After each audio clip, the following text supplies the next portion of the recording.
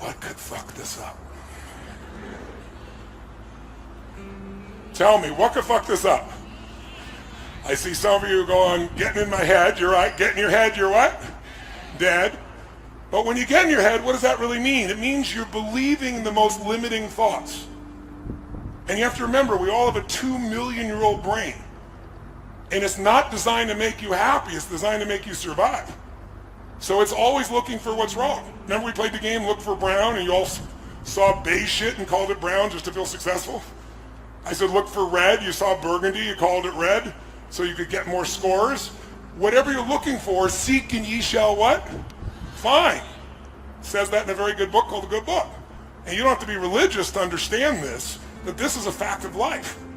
So if you and I are going to really take things to a different level, we got to see what could mess it up. So the mind could mess it up, but what aspect of the mind? What makes us start to believe those thoughts? What's the emotion that messes us up? What is it? It's absolutely fear. But there's more than this. Every day of our lives, we live in a world that is incredibly complex. It is no more stressful than World War II, when none of us in this room probably remember that time, but it looked like democracy was disappearing and the Germans were going to win at one stage. That's stressful. Being in a foxhole is stressful. You're not making as much money as you want, or being a little overweight, or someone calling you names online. That shit is not stressful. We're making it stressful. We've lost perspective. Who's with me on this? Say aye. So what's really useful, I think, today is for us to figure out what messes us up. And one of the biggest things that messes us up is expectation. Right? What did we say the other day? Trade your expectations for appreciation, and your whole life changes. Because when you're expecting things and it doesn't happen, you get upset. So that first day also was all about, what if you lived your life and you made a decision? And the decision was, life is too short to suffer. It's too short to be stressed, pissed off, fearful, worried. Who's with me on this? Say aye. But our minds, our survival software, is always looking for what's wrong. Our job is to create the happiness. And the only way you do that is you draw a line in the sand and say, I'm not going to suffer. I'm going to be honest. If I start to feel that stress, I'm going to breathe, and I'm going to realize we're the only creatures on the planet that can think a thought and become angry. Think a thought and become playful. Think a thought and be worried. Think a thought and feel loved. That's why we can change how fast? But you have to take control and train this brain. If you don't train this brain, it'll use you instead of you using it. You have to identify with your heart or your soul or your spirit instead of the brain. As I said, in China, the heart is the emperor. It is the highest energy. It's the thing that is worshipped, because when you were born, there was no brain. Your heart started beating and there wasn't a brain in you as a fetus. It has its own intelligence. It produces hormones that strengthen your bones. It is the strongest force in your immune system. This is the ticket. This is what we get caught up in. We want to use the head and heart together, and then we have the power of both of them. So to do that, though, we got to give up the expectation that people are going to behave the way we want them to. Because what are the chances, if your happiness is dependent upon everyone around you, your mother behaving the way you think she should, your father, your brother, your sister, your coworkers, your employees, what are the chances of everybody living the way you think they should? On a 0 to 100% scale, what are the chances? So why would we allow this to be? Because it's just a bad habit. And it's like my buddy Mike here with his daughter. Instead of trying to control her, he decides, I'm going to learn from her, I'm going to love her, I'm going to grow me. And that pulls her closer instead of pushing her further away. Instead of working on them, we're going to work on us. If I want to change you, the fastest way I can change you is change me, because we're in a cybernetic loop. If dad responds totally different than she can predict, she doesn't know how to deal with that anymore, now you have the upper hand. Now your love can penetrate her instead of the story in each other's minds. When he was talking to me on that first day about her, he was in his head. How many saw that? And then he left his head and got in his heart, and that's when he penetrated her. Look at mom over here smiling from ear to ear, going nodding her head, going, yeah, that's cool. And look at Mike's big smile on his face, because he can feel the difference. So today we want to do our best to catch ourselves in our head, to get back in our heart. And then here's the biggest thing you need. You don't want to make the assumption that says, no, I've done 3 days and I'm done. This is the beginning, not the end. Who's with me on this? Say aye. Now, it doesn't have to be the beginning with me. If you want to do more with me, come to Master University. Or you can go do it with someone else. But you got to keep growing. If you don't keep growing, none of this will matter.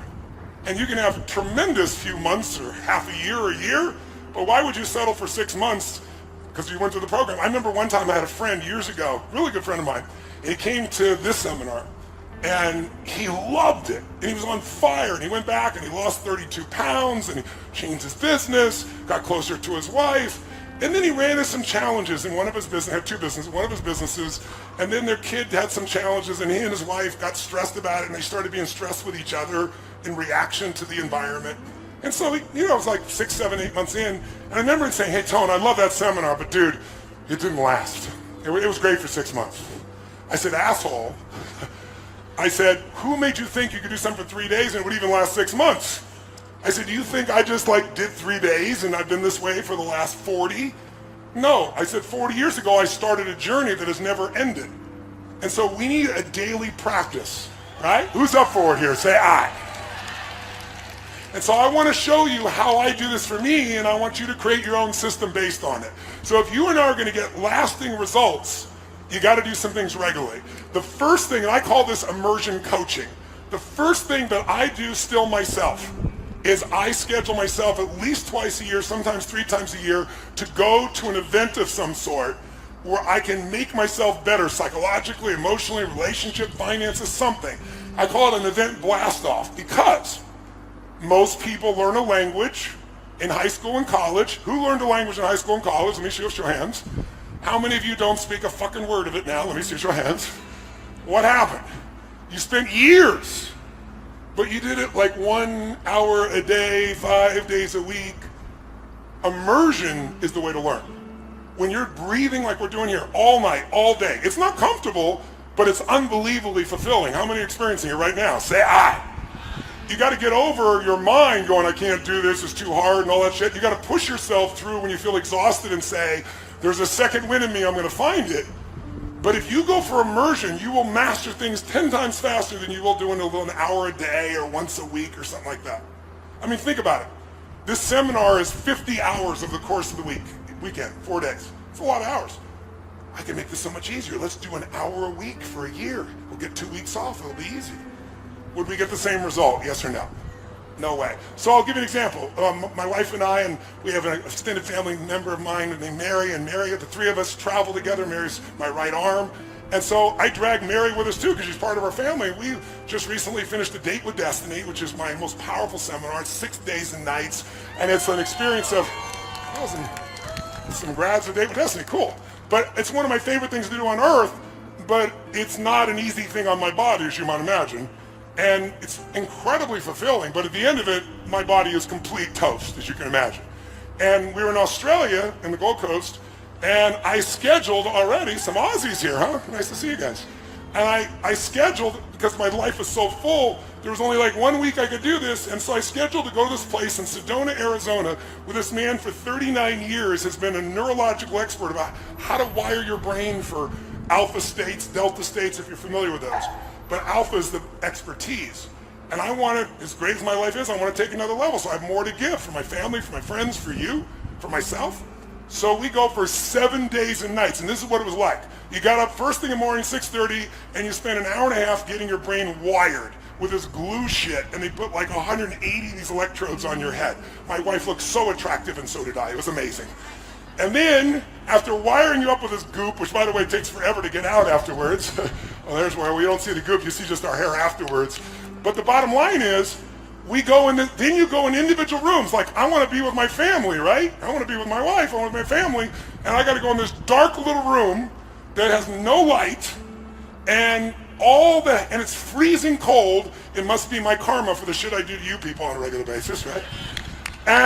And sure enough, I'm there for 14 hours in this room.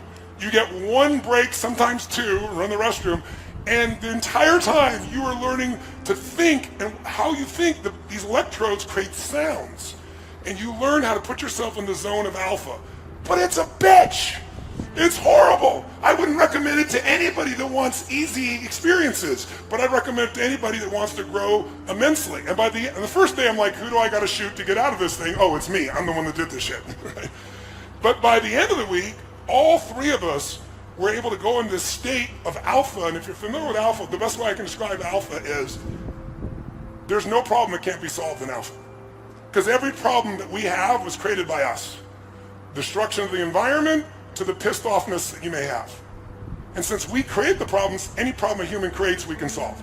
But you can't do it with the same level of thinking that got you there.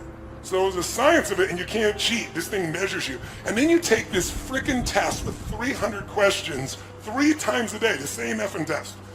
And it takes forever. And while you're answering it, these electrodes are seeing what you're doing. And then the guy sits down with you, and it's called sigmas, and he goes, well, this is 2 sigma, this is even, this is 10 sigmas. And the more sigmas is how far you are off from what you wrote, from what was really going on in your nervous system. So I was like, said something to me like that I was demanding. I'm like, what the fuck? I'm not demanding. What are you talking about? Right? But I guess I was, right? And you learn then how to let go of those old patterns, create new ones. So my point is, I'm doing okay in my life. I'm not exactly hurting.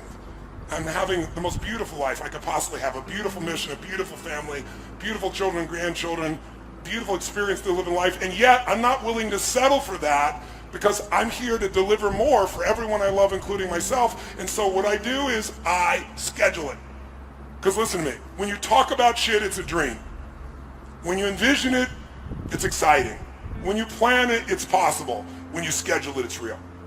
When this event became real is when you enrolled yourself. Before that, it was an idea. And there's lots of people who intended to be here, but they never locked it in.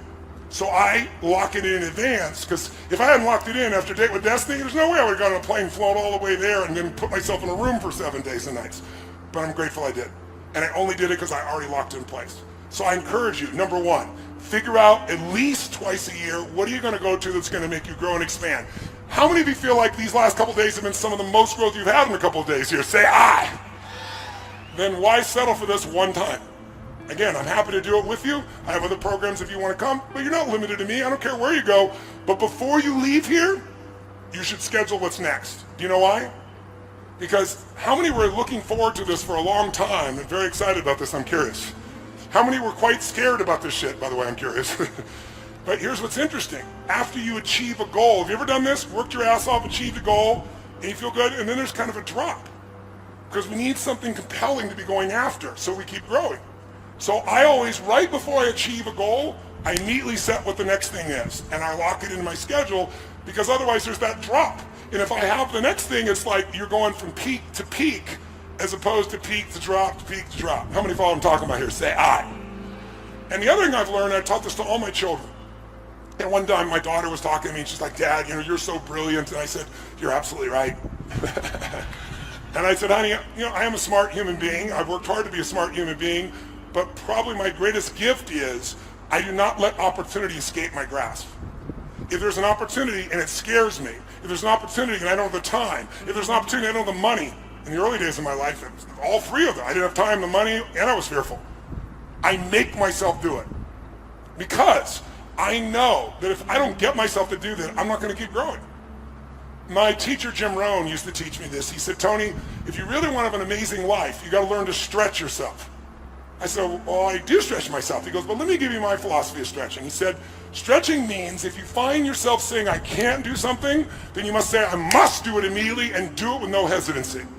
Because if you hesitate, it's like the firewalk. If you went up to the firewalk, most of you got up there, made your move, and rocked. Some of you got up there and were like, fuck, oh, shit, whoa, oh, what am I doing here? And the longer you wait, the what it is, harder it is. So you just train yourself to just do it.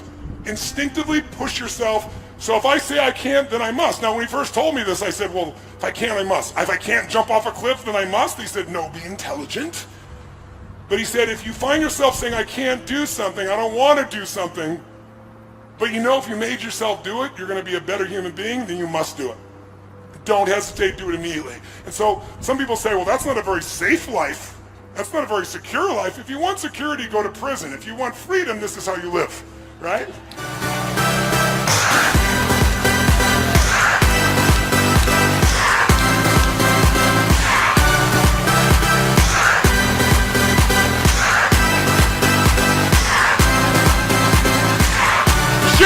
your body for 20 seconds, face a partner, and say, I own you, baby.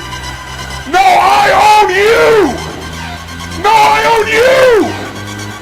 When you say own you, it means I'm going to outdo your energy for 30 seconds. One, not events where you're going to make huge growth. The next thing you want to do, throw it up to number 2, is you really want to get yourself a coach or a mentor. Why do you want a coach or a mentor? You're smart. Well, I got a series of mentors. I've got 3 men in my life who are the smartest humans I know, some of the most successful people in the world in business, spiritually, emotionally well-developed. They're 18 to 20 years my senior. And guess what? I come to them all the time for accountability and feedback. Because as much as I know to drive myself, you don't do brain surgery on yourself even if you're a brain surgeon. Does it make sense? You need some feedback from the outside because you're still in it. And so getting a coach is critical.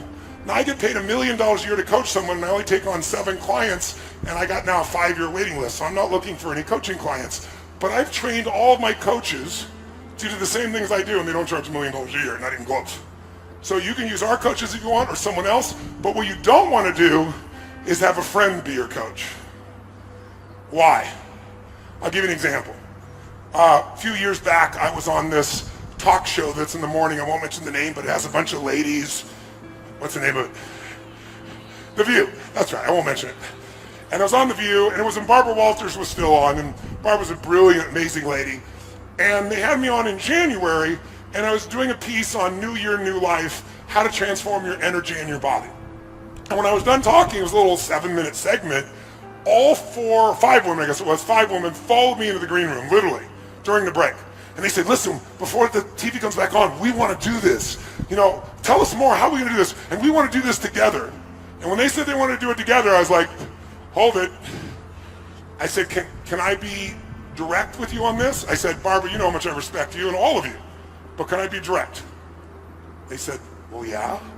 I said, well, I respect you. You're some of the best in the world at what you do as journalists. I said, you have an incredible show, #1 radio show. You've been in the years. Barbara, you're a role model for anyone who wants to be successful, man or woman. But there's an area of your life none of you have mastered. It's your body. I'm not being harsh. I have to tell the truth because the truth is how you get to things to change. And you should have seen him look around and be like, oh my God, he just said we're fat. I didn't say they're fat. I said you haven't mastered this area of your life. And I said, here's the problem. If you guys get together now and none of you have mastered this area and you're all friends, you'll do this for 2 or 3 days, but about the 3rd or 4th day in, one of you's going to go, I want to go to Starbucks and have a mocha smocha something, whatever that shit's called, right? And someone else can say, no, we got to work out. And they go, but look, can't we just stop for a few minutes? And then someone else will say, well, we can stop for a few minutes. And then you're fucked! Because you'll break the pattern. I said, have you ever done this before? And they started shaking their heads. They said, it's happened multiple times. I said, don't do this together. I know you love each other. That's why you shouldn't do it together.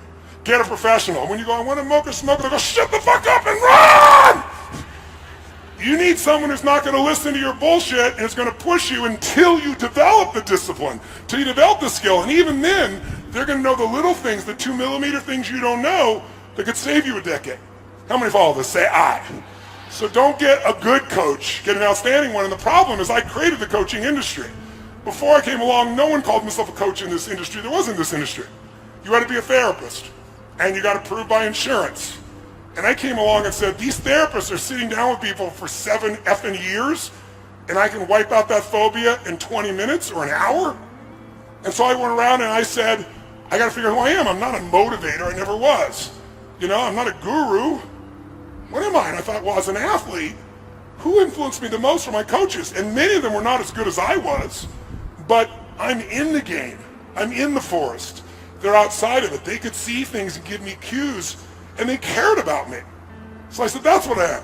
Forget athletics, I'm a coach. I love people, I'm not better than they are, but I'm gonna see things they can't see because this is my focus, right? And so I did that, and for many years I called myself a coach. No one did, and I remember I was on Larry King Live, and I just started coaching President Clinton, and he goes, what is this coaching thing? You're not a coach, you don't coach athletes. I said, well, actually I do. But I said, no, here's what I mean by coach. And I was about to give it up. And like within the next 6 months, everybody was a coach. Therapists started calling themselves coaches. Financial planners started calling themselves coaches. It became a term of art. Now I hate it. You know why? There's no standard.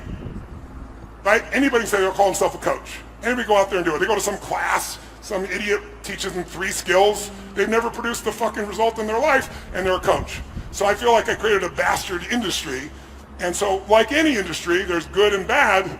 You got to find somebody who's outstanding. Don't settle for somebody who's good, and don't settle for somebody because you like them. Because liking them is a nice thing. You need somebody who has the skill to get you there. Who's with me on this? Say aye. And why do we want a coach? So you measure at least twice a month, some of you 3 times a month. Because if you don't measure, you can't manage what you don't measure. Does that make sense? And you got to measure it, and it's easy with your children, with your life, with your businesses. You're going to get caught up. You need somebody helping you to stay on target for what you want for your life. How many follow? Say aye. And it's cheap. Most coaching is inexpensive, and the people that overcharge, don't go to them. But get somebody who's really great. And then finally, thirdly, and this is what I want to show you this morning, you need a daily practice. And a daily practice that's going to put you in the best state possible regularly. And so there's 2 parts of the daily practice. One is you want to feed your mind every day for at least 30 minutes. And when I say feed your mind, my teacher Jim Rohn used to say, miss a meal, but don't miss reading for 30 minutes. And I don't mean reading the web or your social media bullshit or Twitter.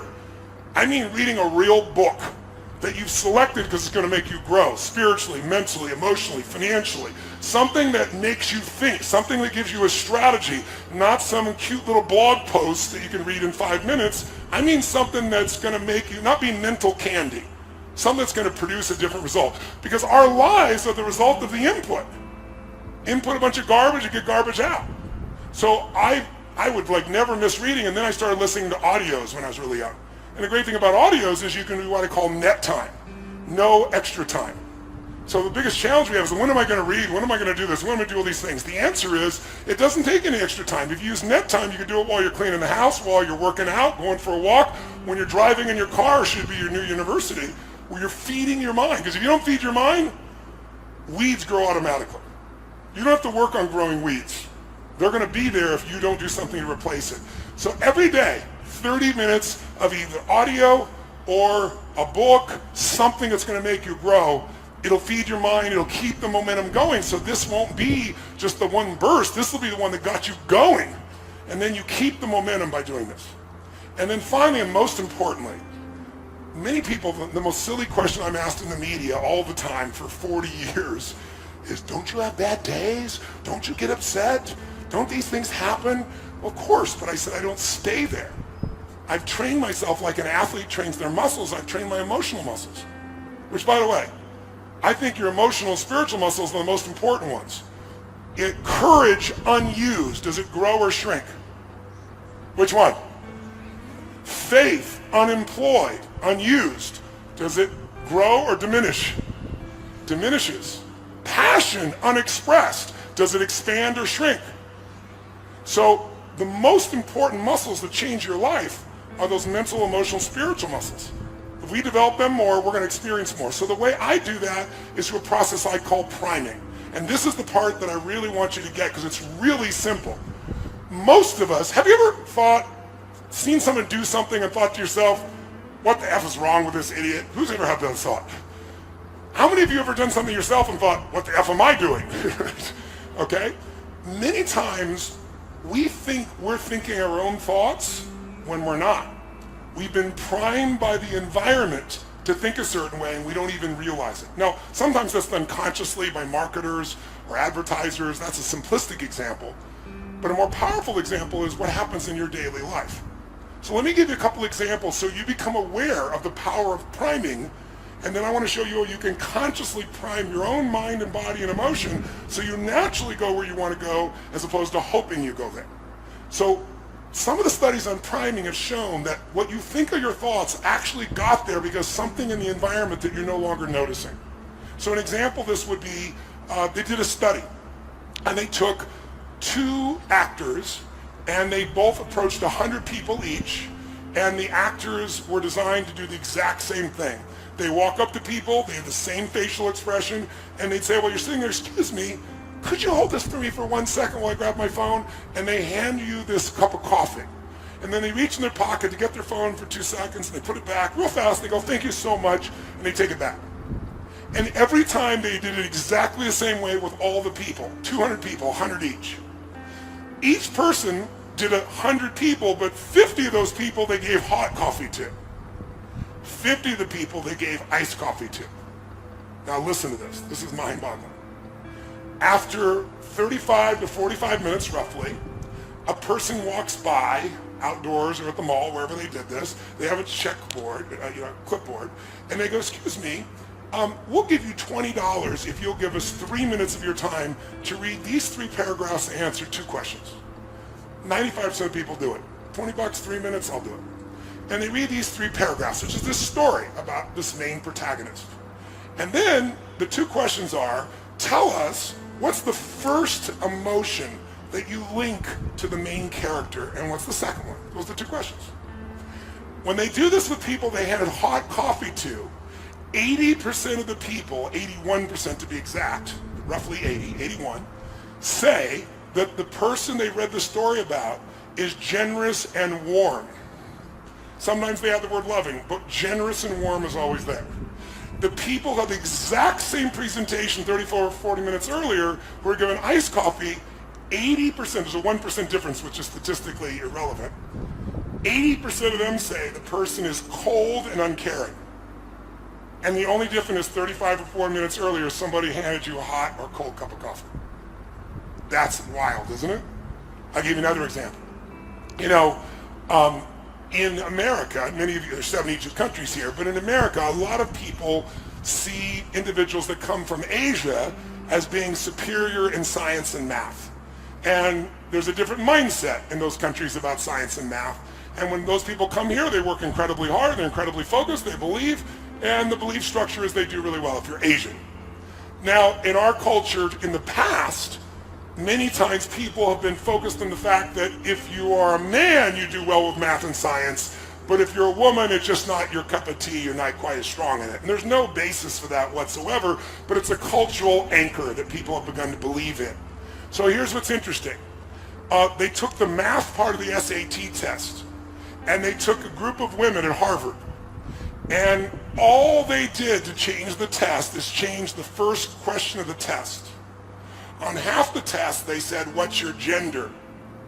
On the other half of the test, they said, what is your nationality, right? What's your ethnicity? Well, interesting. When they're asked what their sex was, and they're all women, they performed 11% lower. And if they were asked, what is your ethnicity? And they said Asian, they were 11% higher, a 22% difference between the two. And the only difference was the first question that was asked. Because it primed you either for your higher level of skill based on your conditioning or a lower level of skill based on social conditioning. How many follow? Right? There's a million studies like this. Another interesting one that's really simple is they did an ad where they show the IBM logo and the Apple logo, and they also did this with the commercial. I don't know if you remember the commercial Think Differently that Apple made years ago. So that people watch the commercials. In both cases, afterwards, they were given a creativity test. The people that watched the 30-second Apple commercial versus IBM scored 20% higher consistently across the board, and all they saw was 30 seconds about thinking differently.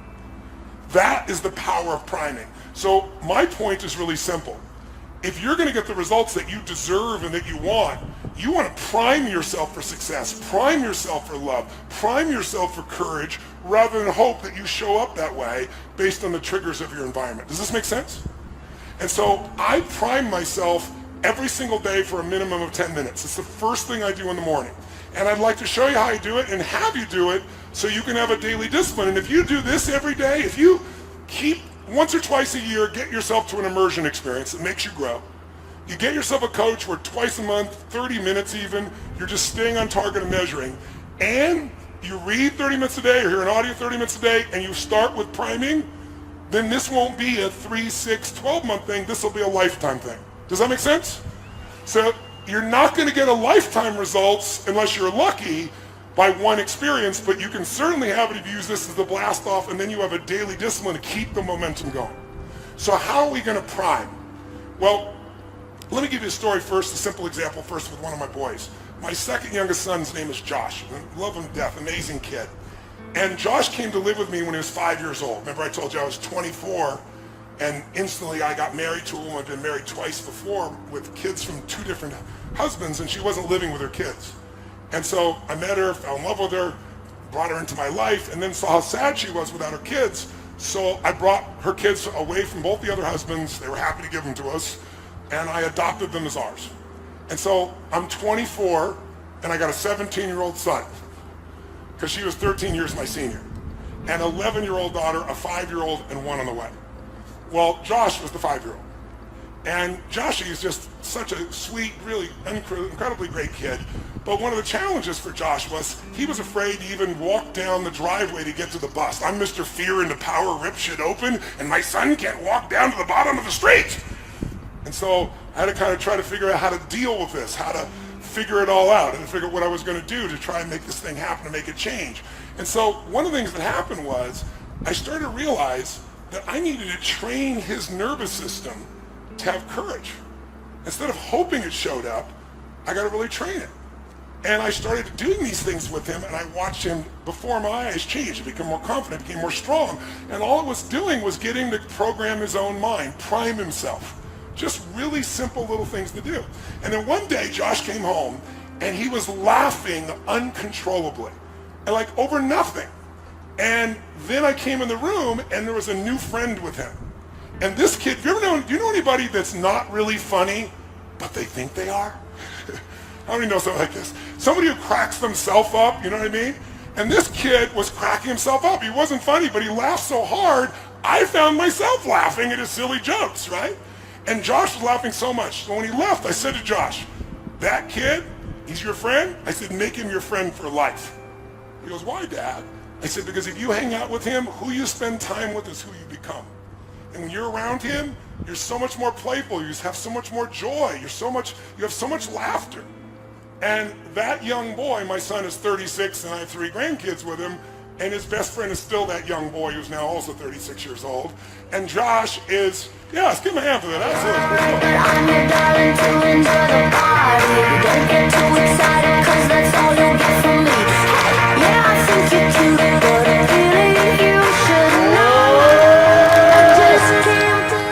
And to this day, Josh is funny as shit. When he was a little kid, like he's 7 or 8 years old, he stole this dirty jokes book and memorized every frickin' joke in the damn thing. And he got so much reward for it, and his buddy was like that to this day, if I want to laugh, Josh is my partner in a couple of my companies, and he's not my partner. I have 4 kids. None of my others are partners with me. I love them all equally, but he shows up differently. And part of it is things that stress other people out, he breaks the pattern with his own laughter. And it's beautiful to be around him. Great time. And he primed him. So I'll give you another example of priming. When I first started my Date with Destiny seminar decades ago, I did the seminar in my own house at a place called the Del Mar Castle. And there were about, 38, 39 people at the seminar. It's a little different now, as you can see. And I was delivering like my heart and soul into this particular program. And gradually I started looking around and going, man, I can't keep doing this in my house. There's not enough room. When we got to 100 people, I had to move it. But I wanted to keep it in I lived in Del Mar, California. It's on the beach. And I thought, well, there's a hotel on the beach. And it's a really nice hotel called Le Berge. And we'll go down Le Berge, we'll do it there. And they have a room that'll hold 150 people, which is a giant seminar for me at those days. And what I didn't count on, I thought, this is great. People work on their beliefs and their goals and their values, and they go outside and they can sit on the beach during the breaks, breathe the fresh air. But what I didn't think about is right there in Del Mar on the beach, there's a train station. And so somehow my little brain didn't figure this out till it was too late. I'm in the middle of the seminar and someone is sharing this emotional experience. This woman was raped and she's going through it all, and I'm stepping in to help her, and all of a sudden and you hear this frickin' train whistle. And they do it like 5 times so nobody misses the train. And so every time I start talking, interrupted again, and people are getting pissed off. And it was happening so often because there's so many trains that at one point I realized I know the schedule of when everybody will be pissed off. 8:30 a.m., 10:15, 11:30, 12:10, they're going to be pissed because the train's going to come.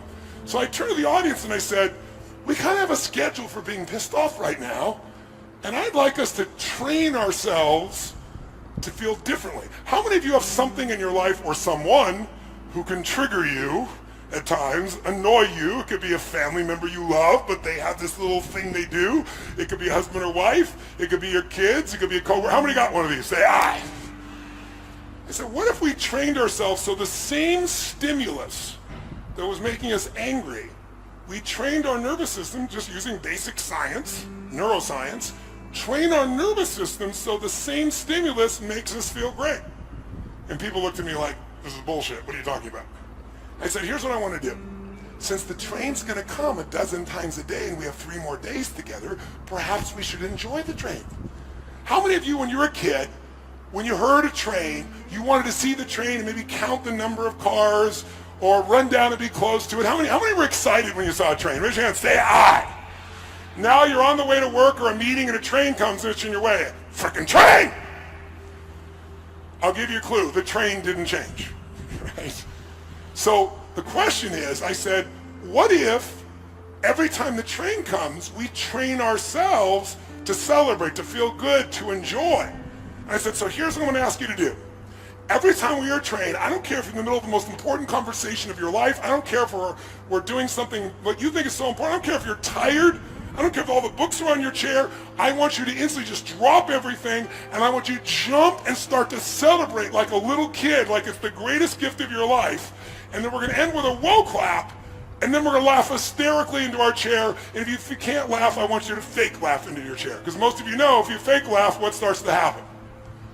Real laughter comes, right? And then you wire yourself to laugh more easily. Just like with Josh, I wanted people, wouldn't it be nice to laugh easier? You didn't have to have everything be perfectly funny for you to have a good time.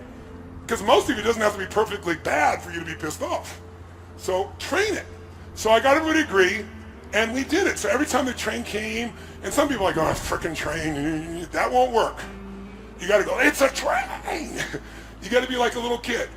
And pretty soon, people look forward to the train. And by the way, would this be useful to train yourself around a person in your life or a situation, yes or no? So I don't have a train nearby, but I have imported a special train whistle, and I'm going to ask you for the rest of today, no matter how tired we are, no matter how hardworking, no matter what we're in the middle of, if we hear that train whistle, we're going to jump up and we're going to celebrate like little kids, make noise, have fun. We'll clap, we'll do the whoa clap, and then we're going to laugh hysterically into our chair and maybe point at somebody else and laugh at them while we're doing it, to train our nervous system. Who's willing to go for it? Who's willing to go for it? Then it could happen at any time. You never know when it's going to. Oh, there it is. Oh, my God.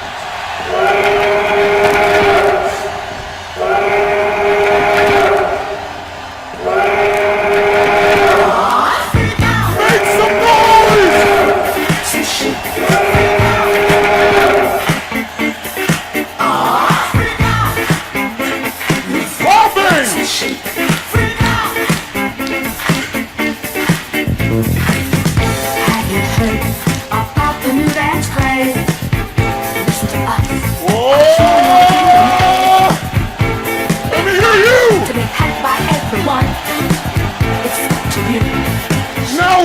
hysterically in your chair. Point at the people out you behind you and laugh at them.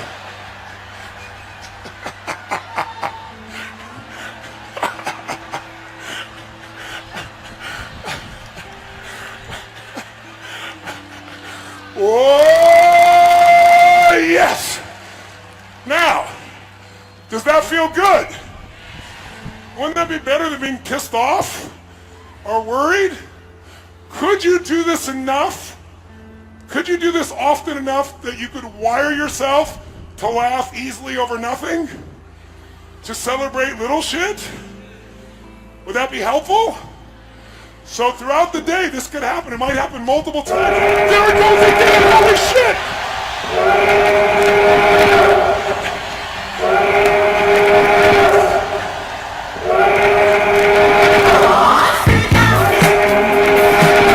Make some noise!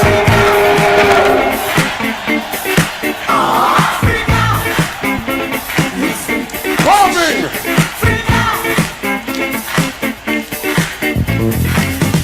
Have you heard about the new dance craze? Listen to us, I'm sure you'll be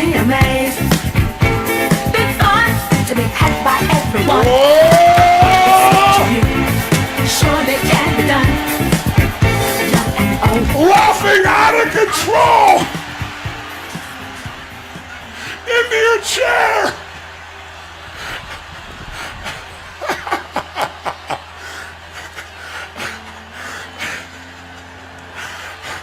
Oh, yes. If that feels good, say yes. Say yes. Say yes. So that's priming. Can we prime ourselves to feel good? Yes or no? What if you knew you would have a really important conversation with your kid or your spouse or your loved one, and you're starting to feel a little tension because you don't want to deal with this because you love them, you don't want to deal with the bullshit, but you know you got to? In this state of being primed about it, how's it going to go?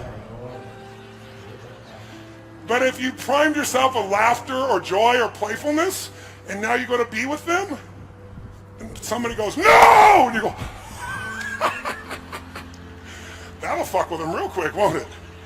They don't have to deal with you enjoying yourself. So we are in charge. Here's the point.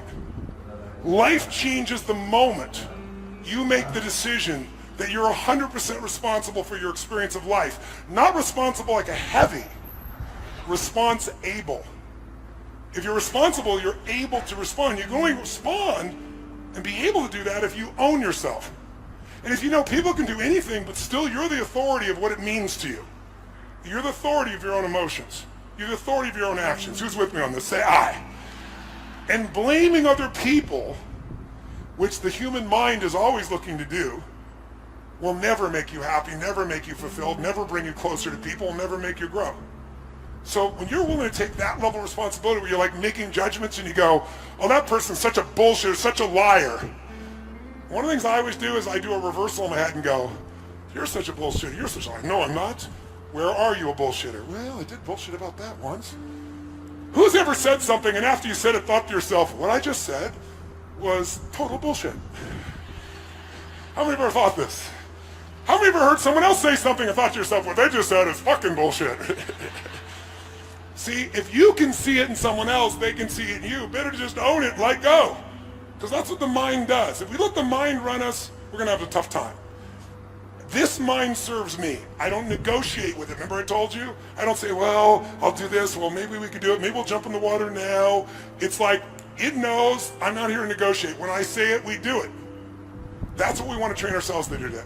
Who's up for that? Say I. So the first step to that would be priming. So let me show you exactly what I do for 10 minutes. By the way, my son, people are around him enough, he laughs so much, he is a priming to other people when he shows up in the room.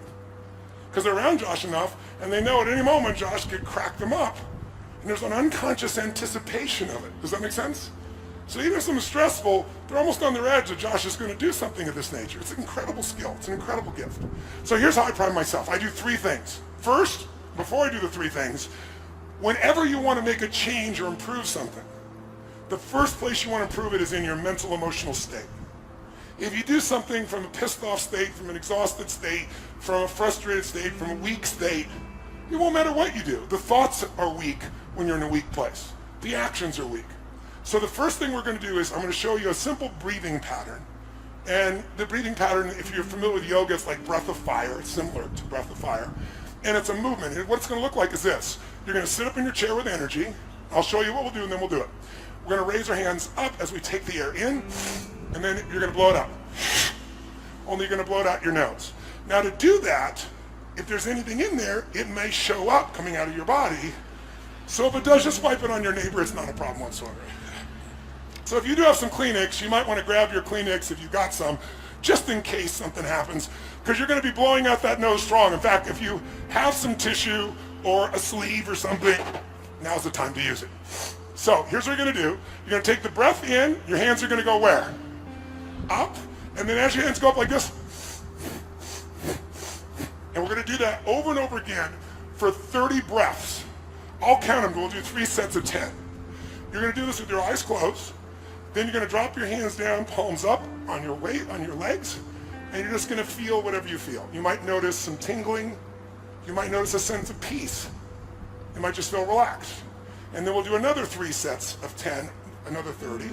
We'll relax, and then another. So we're going to do 3 sets of 30. 3 sets of 10, 10, 10, 10, 10, 10, 10, 10, 10 with a break between them. When you're done with that, you're ready to prime because it puts you in state.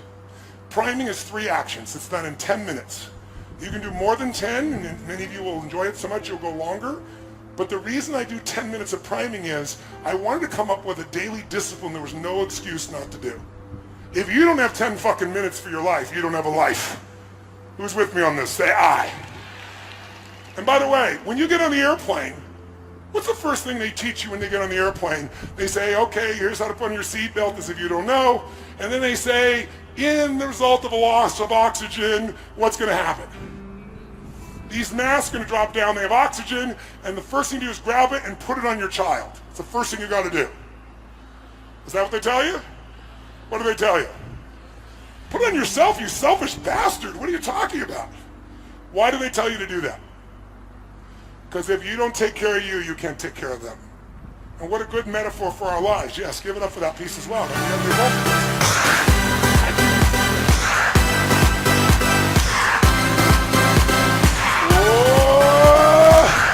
So we're priming, taking care of ourselves so we can take care of everybody else too. Does that make sense? So what we're going to do is, we're going to do our 3 sets of 10, 3 sets of 10, 3 sets of 10. And with our eyes closed, the first 3 1/3 minutes of the 10 minutes is we're going to focus on 3 experiences in our life that we can feel deeply grateful for. 3 of them. And we're not going to think of like, oh, this. We're going to take them one at a time, spend about a minute each, and step into that moment in your life that you could feel grateful for. It could be a little thing or a big thing. It doesn't matter. What matters is that you go there. You know, if I asked you what's it like to be on a roller coaster, and you remember a time when you're on a roller coaster and you picture yourself on a roller coaster over there, you're going to give me a very different feedback than if I get you to imagine the moment you were going over the edge and you're in the front seat. Then you're going to show me a different result. You want your gratitude to be in the front seat, not an intellectual gratitude out there. So I take 3 minutes, a minute each. I come up with something different every time. I think of a moment that I could feel so grateful for, a blessed moment, a beautiful moment, a loving moment, a sacred moment. And I step in and feel it and flood myself with the gratitude. Now, do you remember why we use gratitude? Sounds corny, right? But why? From a scientific perspective. Remember what I showed you the other day? When someone's frustrated, when they're angry, we can measure your EKG and your EGG. We can see what your heart and your brain are both doing. And they are all over the place. They don't match. They're jagged. Do you remember the image? But when you breathe in your heart and you put focus in your heart, where focus goes, energy. And so what happens is you get unified. And all of a sudden the brain and the heart become one tracing energy. It's crazy. That's the flow state. So when you're grateful, gratitude is the antidote to the 2 emotions that mess up most people's lives. What are they? Anger and what? Fear. Those are the 2 biggies. You cannot be grateful and angry simultaneously. That's the beauty of it. It's the antidote to anger. You can't be fearful and grateful simultaneously. So the more you cultivate and prime yourself for gratitude, the more you can push through anger and fear very quickly. Does that make sense? So again, it's scientific. This is not like positive thinking bullshit. It's about what actually changes biochemistry and what will get you to wire and fire a new set of patterns that are more elegant, more rewarding, more impactful than the ones that society will condition you to do if you let it. Okay? So 3 minutes, a minute each.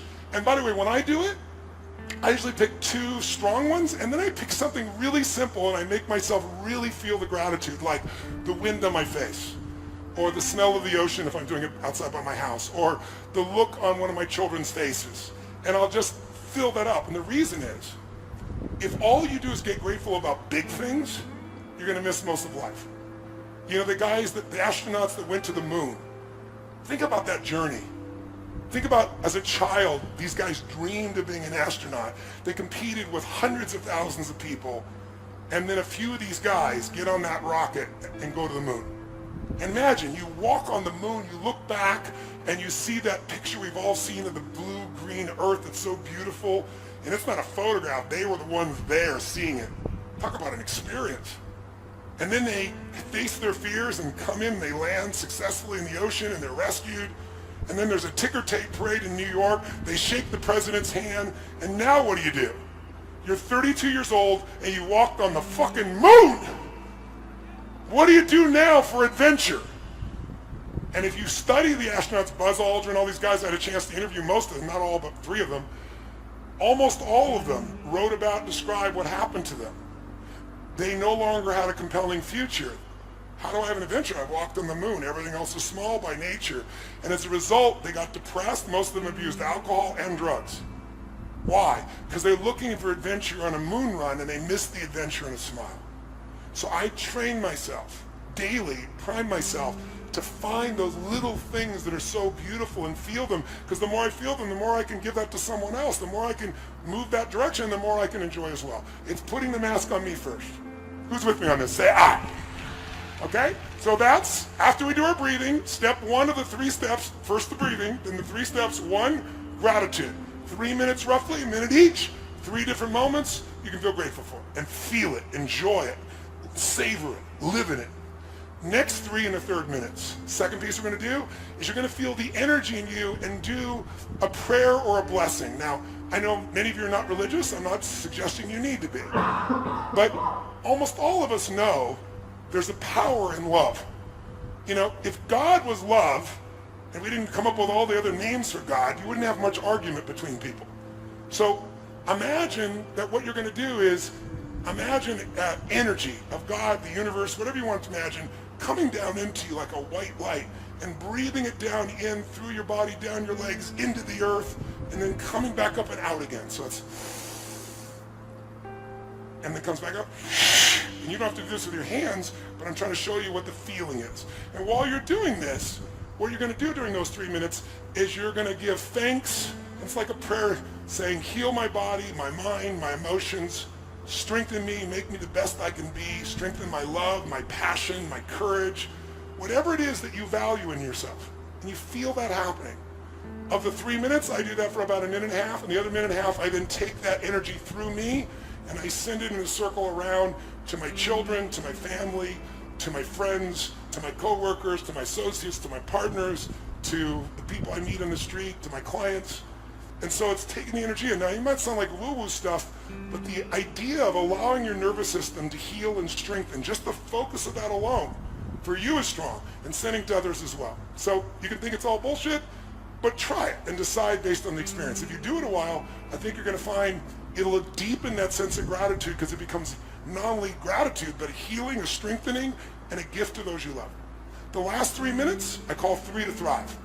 You're going to think of 3 things that you really want to accomplish or achieve, but instead of like hoping it happens or thinking about it happening, you're going to step in your mind and experience it as if it's done. You're going to see it or feel it, breathe it, celebrate it like you've already achieved the goal. What you're doing is training your reticular activating system. And we talked about this the other day, the part of your brain that notices things. When you did, before you bought that car outfit, you never noticed them. Now you buy that car outfit, those cars and outfits are everywhere. How come? Because your RAS, now that you own one, says, this is important, I need to pay attention to this. Well, when you get clear what you want, and you see it as done and feel it and create it in your mind and your heart, and you celebrate it, there's a sense of certainty that enters your body, and your reticular activating system starts to go to work on making it happen. So you spend a minute each on those. So basically 3 minutes each, 3 1/3 minutes each, and we're done. All right? How many want to try it? All right? Then let's do it. So before you do, stand up. Shake your body out.